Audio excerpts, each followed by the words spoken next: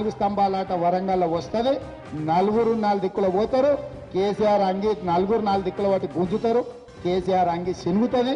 దాంట్లో మనం ఏం తొందరపడాల్సిన పని లేదు. ఈ నలుగురు ఎక్కినాక కారు ఉంటుందా? కారు షెడ్డుకు పోవడం ఖాయం. కొంత టైం పడుతుంది. ఎంతసేపు ఉరుకుతుంది కారు? కొంత ఉరికినాక షెడ్డుకు పోవాల్సిందే కదా.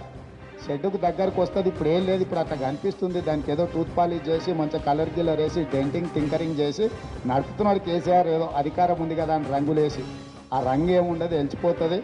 తెలుగుదేశం అది కనుమరుగైపోతున్న పార్టీ.